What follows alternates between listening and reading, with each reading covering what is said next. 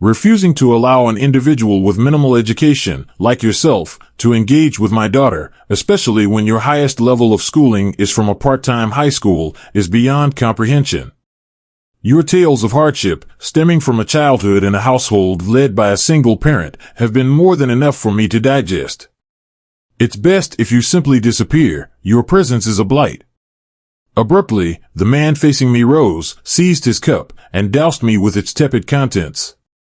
Though it lacked the heat to inflict a burn, it shattered the remaining fragments of my dignity. Apologizing, yet barely able to muster the words, I forced myself to rise and left the room unsteadily. She didn't pursue me. Harboring that bitterness, I committed myself to work with greater diligence. Many years later, encountering my future father-in-law, a lawyer, I couldn't have foreseen the developments that awaited. This narrative marks the pivotal shift in my life. My name is Robert. Presently, I am employed as a clerk in a law firm. Due to familial challenges, I completed my education at a part-time high school and subsequently joined this firm directly from my part-time employment. The firm's owner, aware of my predicament, graciously offered me a position, acknowledging my prior part-time work there during my school days. I am deeply grateful to my employer for providing me with an opportunity despite my lack of higher education or notable skills. Now, as I work, I strive to acquire various skills, aiming to contribute effectively to my workplace. Raised by a single mother with a younger brother and sister, my memories of my father are scarce, primarily recalling his aggression when under the influence. His presence was mostly absent, leaving us with little knowledge of him. After a particularly violent outburst, we were compelled to leave our home in fear for our safety, marking the start of a new life in a modest apartment, presumably following my parents' separation. We relocated to our current residence after several train journeys from our previous home, settling in an area with a mild climate that seldom experiences heavy snowfall, a factor likely comforting to my mother's delicate health. After middle school, I enrolled in a part-time high school, balancing studies with various part-time jobs to support my family. I worked in convenience stores, gas stations, coffee shops, and even took on manual labor like road construction, seizing any employment opportunity that arose. Among these was a position at this law firm, where, despite the simplicity of the tasks, the encouraging work environment and respectable pay made the job enjoyable and rewarding. Following my high school graduation, I secured a position as a clerk, a truly fortunate development and another memorable milestone in my journey. I found myself in a charming tea room, a hidden gem within the community, managed by the uncle of a friend. This cozy establishment was celebrated for its wide selection of teas. The owner's wife, known for her homemade baked goods, offered cookies that became a favorite treat for my younger siblings. It was here, amidst the quaint surroundings, that I encountered Grace. She was a young woman of my age, petite, with her long black hair tied back, adding to her charm with every movement. Her serene demeanor and engaging smile were captivating, and her enthusiasm for tea was infectious, making her all the more adorable to me. My affection for Grace grew quickly, and it turned out she reciprocated my feelings. Before long, we began dating, marking a series of firsts for both of us, our first relationship, our first dates, and our first time holding hands. Our connection deepened gradually. After finishing high school, I landed a position at a law firm, leaving my part-time job behind, while Grace continued to work at the tea room and attend a local college. My visits to the tea room became a daily ritual, where she would welcome me with a freshly brewed cup of tea, and I would accompany her to the train station after her shifts. As we both entered the workforce, our relationship took a significant step forward. I proposed to Grace. By this time, my siblings had begun high school, and my mother had secured steady employment, which helped stabilize our family life and prompted me to think about the future. Grace's acceptance of my proposal filled me with an overwhelming joy and a sense of fulfillment, yet the happiness felt almost too surreal, tinged with a hint of fear. Grace hailed from a wealthy family with a long lineage of politicians and lawyers. Her grandfather had served on the city council, and her father was a practicing lawyer. Being an only child, she was deeply cherished by her family. Learning about her family's status initially surprised me, but Grace reassured me with a laugh, downplaying the significance and emphasizing her family's openness to her choices. She had spoken of me often to her family, easing my anxiety as I prepared to meet her parents, reassured by her assurance and the welcoming demeanor she described. Approaching her family's residence for the first time, I was taken aback by the grandeur of their traditional-style home, nestled behind a stately fence in a serene suburban area. Although I had always escorted her to the train station, I had never seen her home before, as she had mentioned that a car would pick her up. The sight of her spacious home contrasted sharply with my own humble living conditions, prompting a moment of reflection. Confiding in my family about the differences between our worlds only heightened my nervousness. It felt somewhat awkward and humbling as she passed through the gate, despite my hesitations. The person who welcomed me was her mother, whose gentle and warm demeanor bore a striking resemblance to Grace, making the family connection unmistakable. "My name's Robert, a pleasure to meet you," I greeted, bowing. Her mother, with a soft smile, gestured for me to follow, mentioning her husband's delayed return from work and inviting me to wait. "Oh, it's all right," I assured her. I was guided to a traditionally styled living room, adorned with exquisite American artwork and what appeared to be a costly vase. As she served tea, the similar serene and kind aura of Grace and her mother enveloped the room. Suddenly, a man with a serious expression entered, seating himself beside the mother without a formal introduction, signaling to me that he must be Grace's father. Hello, my name's Robert," I said, straightening and bowing deeply, yet he merely glanced at me without response. Confused, I looked to Grace, who seemed just as perplexed, her eyes shifting between her father and me in the ensuing silence. Breaking the silence, her mother encouraged me to rise and questioned the unfolding scenario, attempting to ease the tension. Then, her father spoke up, addressing me directly about his prior investigations into my background. His mention of digging left me bewildered, as I've led a life without any wrongdoing or criminal activity. The father then bluntly remarked on my family's financial struggles and my part-time work to support us, a directness I'd never encountered before. From his perspective, our modest living conditions were viewed as inferior, expressing a desire for Grace to achieve more than mere average happiness, deeming someone of my financial standing unsuitable. His words, filled with blatant disdain, visibly shocked me, as he smirked, clearly attempting to intimidate me further. He questioned my educational background and employment prospects, doubting my ability to match his profession as a lawyer, aiming for Grace to marry someone of even greater standing. Grace's reaction to her father's harsh words mirrored my own shock, leaving us both speechless in the face of such blunt criticism. Struggling to maintain my composure, I found it impossible to even raise my head. "I refuse to let my daughter be with someone of your limited education. Do you think it's a joke, having only completed your education at a night school? I'm tired of hearing your sorrowful tales of growing up in a single-parent household. Just leave, you're a blight," he declared. In a fit of anger, he stood, seized his teacup, and hurled its lukewarm contents at me. Although it didn't burn me, the act devastated what little pride I had left. Muttering an apology, I forced my shaky legs to exit the room, and Grace didn't follow me. Later that evening, Grace sent a remorseful text, suggesting we meet to discuss. However, after such a humiliating experience, I couldn't bear the thought of seeing her again, feeling any conversation would only further diminish my already battered self-worth. Feeling inadequate and seeing no path to a future together, we eventually went our separate ways. A decade passed, and life moved on. Now, 10 years later, at 32, I'm still with the same law firm, having achieved national certification. The passage of time and a busy career have helped me to somewhat move past those memories. Grace and I lost contact after that day. I learned she eventually left her parents' home, took a job, and by the third year, had moved out of state. Despite her attempts to reach out, I couldn't bring myself to reply, haunted by the thought that I might never love again. Work became my refuge from these thoughts. "Robert, since you're headed to the courthouse, could you drop off these documents for me?" a senior lawyer asked as I was preparing to leave. Today, I was to drive the director to the courthouse, a task given by a senior colleague. The director has been a mentor to me since my high school days, akin to a second father. Despite my efforts, I've never managed to surpass him.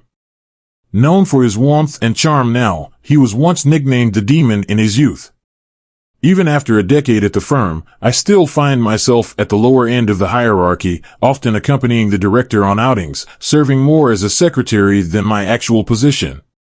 Upon reaching the local court, I delivered the documents, likely crucial for an upcoming trial, given today's urgency. Heading to the restroom afterward, I caught sight of a face I hadn't seen in years, momentarily doubting my own eyes, yet recognizing it unmistakably.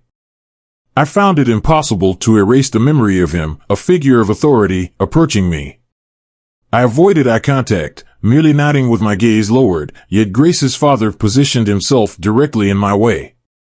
"Look who we have here, the overly confident man who dared to propose to my daughter without even a college education," he remarked.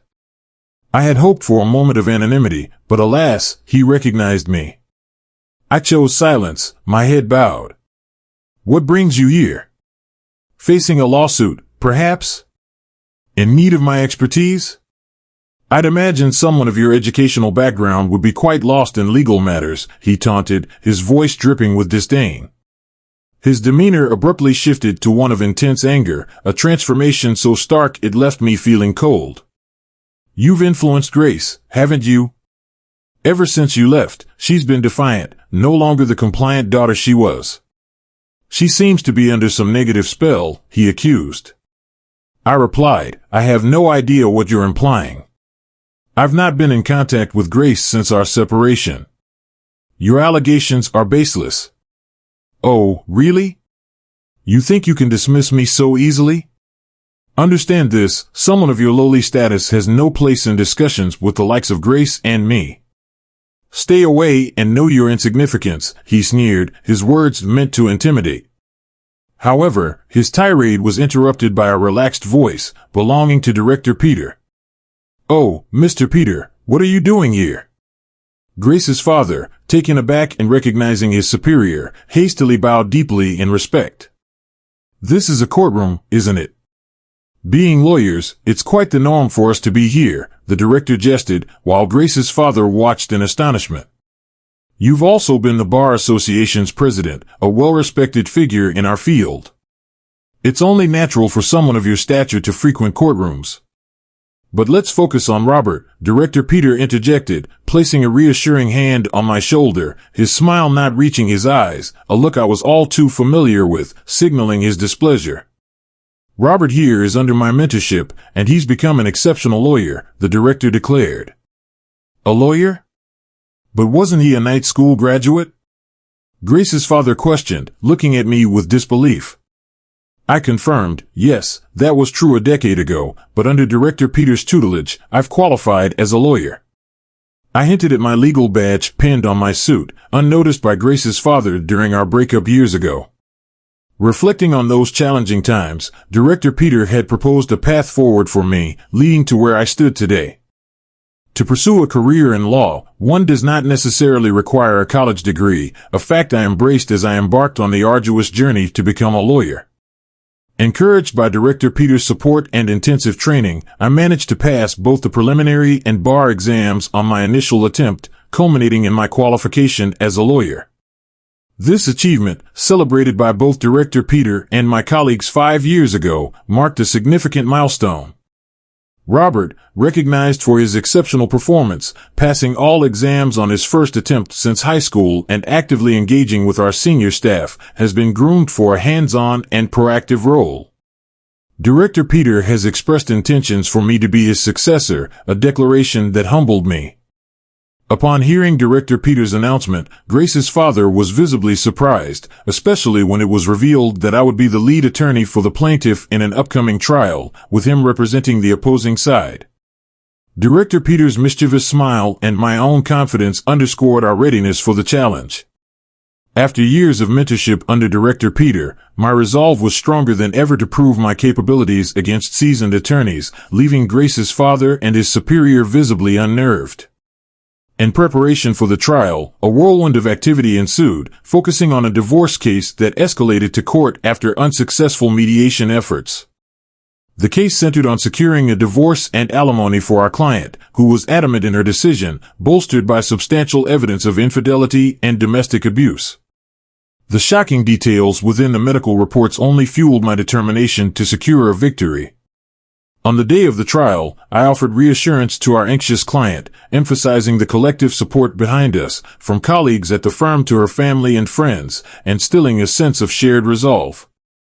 Our united effort led to a resounding victory, with the husband's disorganized defense enabling us to secure the sought-after alimony of $30,000, custody for the wife, monthly child support of $1,000, and a substantial lump sum payment for the child's future needs.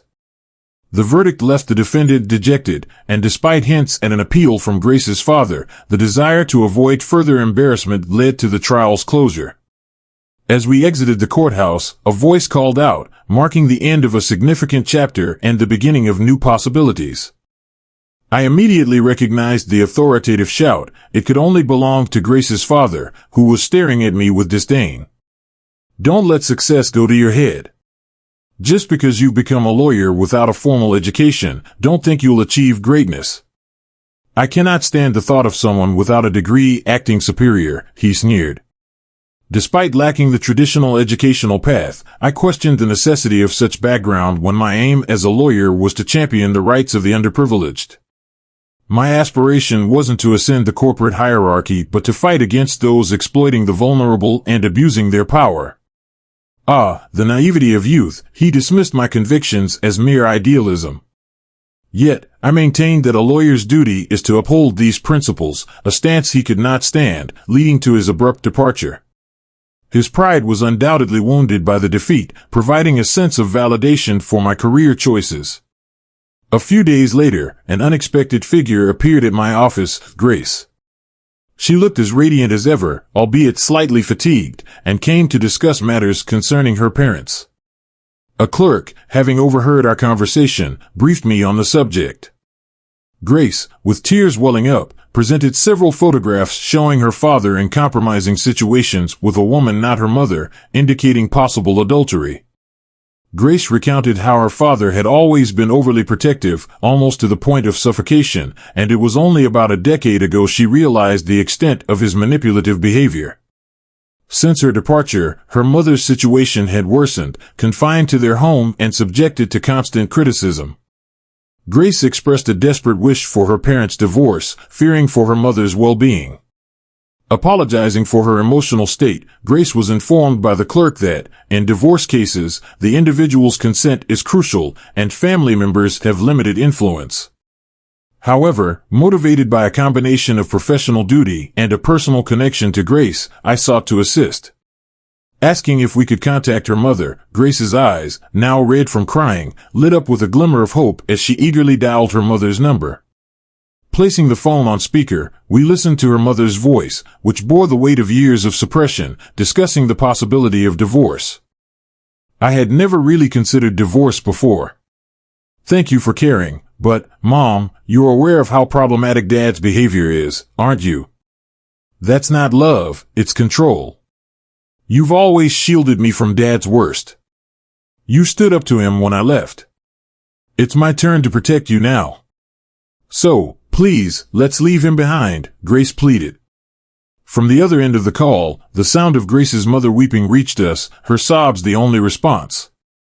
Taking the initiative, I introduced myself. I'm Robert. Navigating a divorce can be a daunting process. Ideally, reconciliation would be preferable, but expecting change from him seems unrealistic, I admitted. Grace interjected, he's never going to change.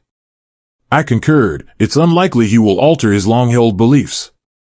However, if escaping is truly what you desire, and if fear of him is silencing you, allow me to step in. That's the role of a lawyer.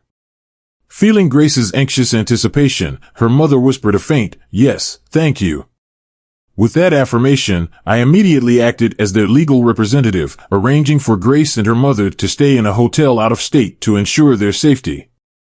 I then sent a certified letter to Grace's father, initiating divorce proceedings and highlighting the evidence of his infidelity that Grace had provided. Upon receiving the letter, Grace's father called and sensed, what is this? Some kind of revenge? Where are they?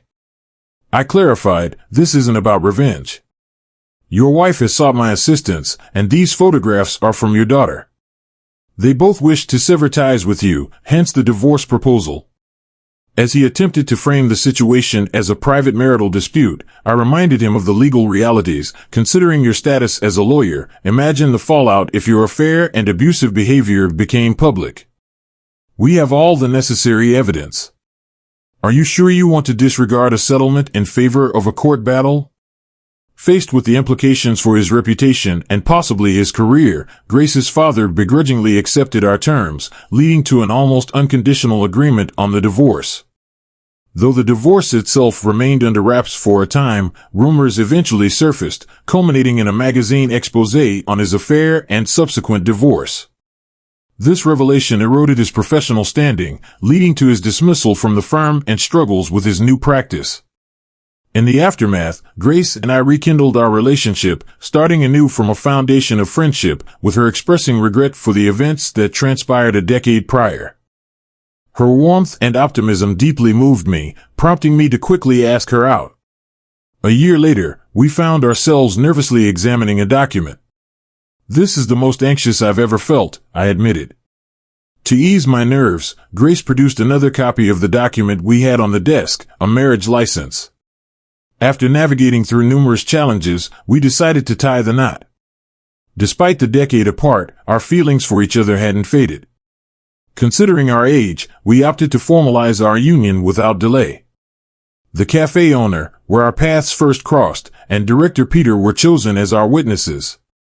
Once we submit this, we'll officially be family. Are you sure about living with my mom?